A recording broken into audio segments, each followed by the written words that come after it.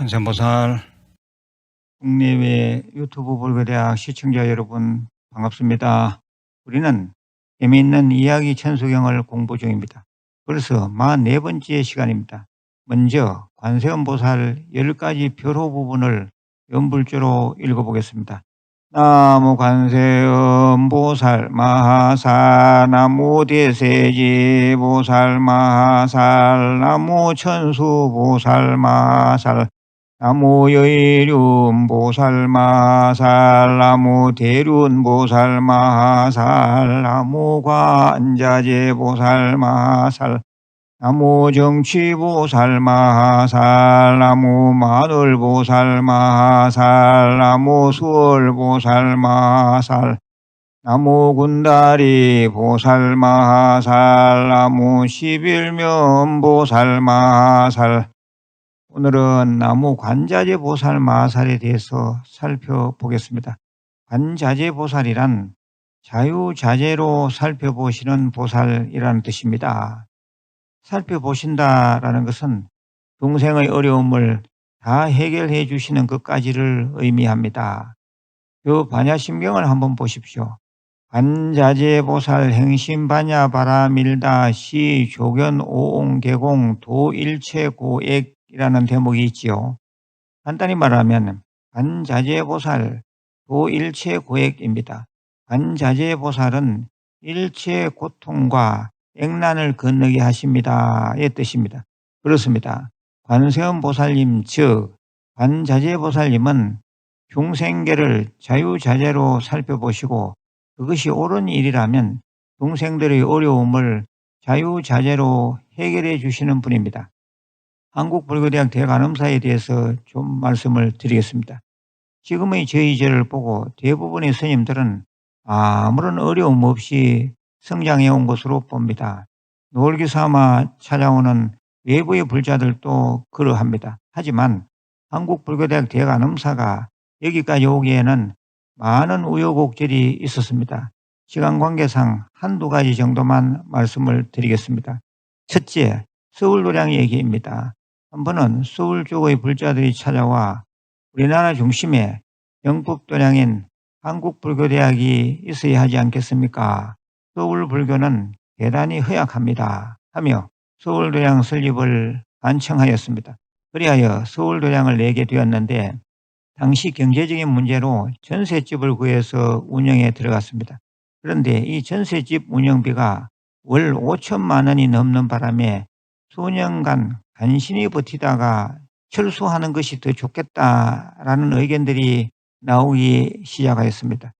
제기동 인근 사찰들의 시기 질투, 엄해들이 우리 신도님들을 지치게 한 면도 있다는 얘기를 나중에서야 듣게 되었습니다. 아무튼 이런저런 범위를 하던 중에 어느 한 분이 찾아와서 한 종교단체의 건물이 경매 가격 이하로 나왔는데 그 부채를 따안고 사면 큰 돈 들이지 않을 수 있다고 말하는 것이었습니다. 그래서 그 길로 매입하는 일이 추진되었습니다. 그런데 입주부터 난관이었습니다. 상대 종교단체가 분쟁이 있었던지 건물 안에 거주하고 있던 일부 사람들이 법원의 퇴거 명령에도 불구하고 극구 버텼습니다. 경찰, 소방차까지 동원되는 엄청난 후유증을 겪고 겨우 해결이 되었습니다. 그 건물이 바로 지금 휘경동의 서울도량입니다. 그 뒤로도 서울도량은 매입 전의 상대 종교단체의 자중질환으로 소송에 휘말리게 되었습니다. 이 사정에 대해 신도님들은 전혀 모르는 상태로 1심과 2심을 치게 되었습니다. 3심마저 치면 도량이 폐쇄될 지경에 이르렀습니다. 저는 간절히 기도하였습니다. 관자재이신 관세음 보살님이시여 관세음 보살님께서 보시기에 서울도량이 필요하시다면 이 어려움을 넘기게 하소서. 모든 것을 관세음 보살님께 맡겨옵니다. 그러면서 저 나름 열심히 정진을 하였습니다. 그런데 마지막 3심에서 드디어 좋은 결과가 나왔습니다. 그래서 지금의 서울도량이 건재할 수 있었습니다. 이 일을 통해 한 도량이 설립되기까지가 얼마나 어려운지를 또 한 번 절실히 느꼈습니다. 하지만 관세음 보살님은 관자재의 힘으로 어려움을 반드시 해결해 주신다는 것을 다시 체험하였습니다. 두 번째는 팔공산도량의 일입니다. 팔공산도량은 아까빠이 쪽에 위치하고 있습니다. 한 번은 한국불교대학 대관음사에서 공부 중인 한 불자가 찾아와서 팔공산에 자신의 이모가 운영하던 절이 있는데 좀 맡아달라는 것이었습니다. 몇 번 거절을 한 뒤 절이 폐사가 되어서는 안 되겠다라는 생각으로 할 수 없이 절을 맡았습니다. 이모인 스님이 병원에 계시는데 돌아가시면 절 운영이 힘들다고 하는 바람에 그렇게 된 것입니다.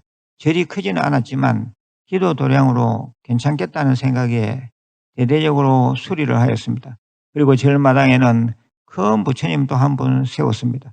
재정적으로 많은 공력을 들여 절 운영이 본궤도에 올라섰을 때쯤 법원에서 판사의 이름으로 공문 한 통이 왔습니다. 팔공산도량은 지상권만 있는 절인데 소유자가 바뀌는 바람에 땅 주인으로부터 지상 건물을 다 철수하라는 요구사항이 법원에 제출되었다라는 것이었습니다. 기가 찬 일이었습니다.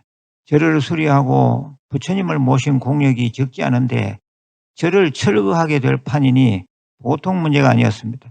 절을 철거하자면 철거 비용도 만만치 않았습니다. 이 일을 은폐하고 있었는데 한 귀인이 나타나 자기가 해결해 보겠다는 것이었습니다. 재판은 매우 은밀하게 진행되었습니다. 서울도량의 일도 그렇고 이 팔공산도량의 일도 신도들은 전혀 몰랐습니다. 속으로 해결해야 할 문제였습니다. 저는 간절히 기도하였습니다. 관자재의 힘을 가지신 관세음 보살님, 절 창건주의 공덕이 헛되지 않게 해 주십시오. 그리고 팔공산 갓바위를 오르내리는 사람들이 기도만 하지 말고 불교 공부도 할 수 있는 기회를 주십시오. 이곳에서 불교대학 신입생 모집 홍보도 마음껏 할 수 있게 가피 내리소서. 여러 작업 끝에 드디어 결과가 나왔습니다. 절을 철거하지 않아도 될 뿐 아니라 법원에서는 오히려 팔공산 도량의 인근 땅을 한국불교대학 대관암사에 팔라는 명령이 내려졌습니다. 그래서 절 재산을 합법적으로 잡을 수가 있었습니다. 지금 대한불교조계종에 땅과 건물이 등록된 상태입니다.